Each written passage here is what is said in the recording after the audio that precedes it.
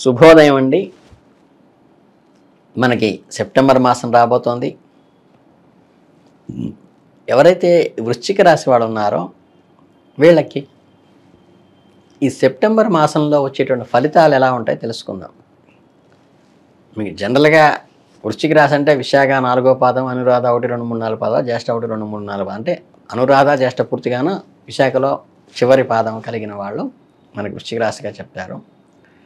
ఈ రాశి వాళ్ళకి ఈ సెప్టెంబర్లో అష్టమ కుజుడి సంచారం వల్ల కానీ, రాహువు అర్ధాష్టమ శని ప్రభావాల వల్ల కానీ కుటుంబంలో సంయమనం తప్పనిసరిగా చేసుకోవాల్సిన అవసరం ఉంది. వివాహాది శుభకార్యాలు ప్రయత్నించుకున్న వారు లౌక్యంగా గోప్యంగా వ్యవహరిస్తే సక్సెస్ అవుతాయి. వృత్తి ఉద్యోగాలయందు జాగ్రత్త తప్పనిసరిగా. కుజుడి యొక్క శాంతి చేసుకోవటము, కుజుడికి సంబంధించిన కందులు దానం ఇవ్వటం కానీ చాలా మంచిది. అలాగే మీ వృత్తి జీవితంలో అద్భుతమైన విజయం సాధించాలంటే ఈ మాసం అనుకూలంగా ఉంటుంది. మీకు గుర్తింపు కానీ ప్రశంసలు కానీ పెరుగుతాయి. ప్రమోషన్లు కానీ వచ్చేటువంటి అవకాశం కూడా ఉంటుంది. గౌరవ మర్యాదలు, మీరు చేసే పనిలో అంకిత భావము, మీ కృషి ఫలిస్తుంది. కొత్త అవకాశాల కోసం తెర తీసినట్టుగా భావించాలి. నైపుణ్యాలను మెరుగుపరుచుకోవడానికి, మీరేమిటో నిరూపించుకోవడానికి నెల మీకు అనుకూలమైన మాసం.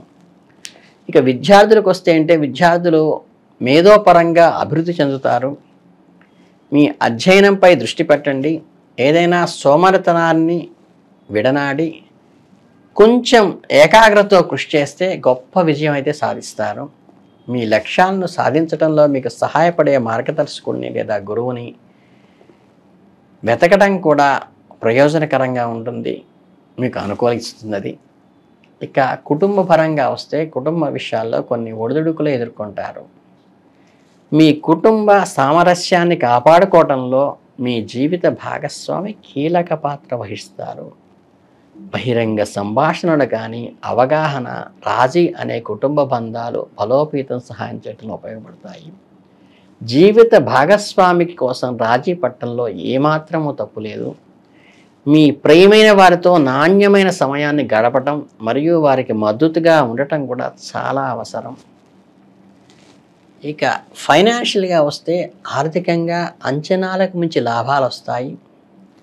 రహస్య మార్గాల ద్వారా ఆర్థిక లాభాల కోసం అవకాశం ఉంటుంది. అనుకోని అవాంఛితమైన డబ్బులు కూడా వస్తాయి. కాకపోతే డబ్బు విషయాల్లో జాగ్రత్త వివేకం ఉండటం సూచనగా చెప్పబడింది. ఖర్చులను నియోజించుకోవటం, పొదుపు చేయటము, తెలివైన పెట్టుబడులు మాత్రమే పెట్టటము దీర్ఘకాలికమైన ఆర్థిక స్థిరత్వానికి అది ప్రధానమైన భూమిక. ఇక హెల్త్ పరంగా వచ్చేసరికి మీ ఆరోగ్యం పట్ల శ్రద్ధ వహించండి. ముఖ్యంగా నెల పూర్వార్ధంలో మీ శరీరంలో పంపే సంకేతాలు వినండి. ఏదైనా అనారోగ్య సమస్య చిన్నదైనా సరే విస్మరించవద్దు. ఒత్తిడిని నిర్వహించడంలో కానీ, సానుకూల దృక్పథాన్ని కొనసాగించడంలో కానీ, మీ మానసిక ఆరోగ్యాన్ని జాగ్రత్తగా చూసుకోవడం కూడా చాలా ముఖ్యం. సమతుల్యమైన ఆహారం తీసుకోవడం, క్రమం తప్పకుండా వ్యాయామం చేయటం, తగినంత విశ్రాంతి తీసుకోవడం కూడా ఈ నెలలో ముఖ్యం. ఒత్తిడిని నిర్వహించగలగటం, మెయింటైన్ చేయాలన్నా పాజిటివ్ అట్మాస్ఫియర్లో కొనసాగుతూ మీరు మంచి ఆహారాన్ని తీసుకోవటం మీ శ్రేయస్సుకే మంచిది. ఈ సెప్టెంబరు నెలాఖరికి వచ్చేసరికి ఏమవుతుందంటే ఈ భార్యాభర్తల మధ్య ఏ విధమైన పొత్తును కుదరకపోయే చిన్న చిన్న స్పర్ధలు రావటం కానీ, ఈ అభిప్రాయ భేదాలు రావటం కానీ కలిగే అవకాశం ఉంటుంది. కాబట్టి ఇలాంటి సమయంలో ఒకరినొకరు తగ్గి ఉండి సహనంగా ఉండి గొడవలకు దిగకుండా ఎవరికి వారు ప్రశాంతతగా ఉండటానికి ప్రయత్నించడం ద్వారా సమస్యను పరిష్కరించుకోగలుగుతారు. ఎదుటివారి తమ తప్పును గ్రహించి మన విలువలను అర్థం చేసుకుని సంయమనంగా పాటించడం అవసరం. మిమ్మల్ని పొగిడేవారు మీ చుట్టూ ఉండవచ్చు, కానీ నిజమైన సహకారం లభించకపోవచ్చు. మీ జీవిత భాగస్వామి మీకు అండా దండ. అందరూ మంచి మాటలు చెబుతారు కానీ కష్టాల సమయంలో నిజంగా సహాయం చేసేవారు ఎంతమంది ఉంటారండి? కాబట్టి ఎవరి మాటలు నమ్మాలో జాగ్రత్తగా ఆలోచించి నిర్ణయం తీసుకోండి. ఈ సమయంలో వ్యాపారాల పట్ల పూర్తి ఏకాగ్రతతో చాలా అవసరం. మార్కెట్ పరిస్థితులు ఎప్పుడూ ఒకేలా ఉండవు, పోటీ ఎక్కువగా ఉంటుంది. కాబట్టి ఏమాత్రం అశ్రద్ధ చూపించినా నష్టాలు, ఆర్థిక నష్టాలు కూడా తప్పవు. ప్రతి అడుగు కూడా ఆలోచించి వేయాలి. కొత్త అవకాశాల కోసం ఎదురు చూడాలి. ఇన్నోవేటివ్గా ప్రయత్నించాలి. ఇక స్త్రీల సంబంధం విషయానికి వస్తే ఆర్జన పట్ల ఆసక్తి పెరిగే అవకాశం ఉంది. అదృష్టవశాత్తు వారికి కావలసిన ప్రోత్సాహం కూడా నెల లభిస్తుంది. ఇది మంచి సమయము. తమకున్న ప్రతిభను చాటుకుని ఆర్థికంగా స్వతంత్రంగా నిలబడే అవకాశం వాళ్ళకి లభిస్తుంది. కాబట్టి ఈ అవకాశాన్ని వాళ్ళు సద్వినియోగం చేసుకోవాలి.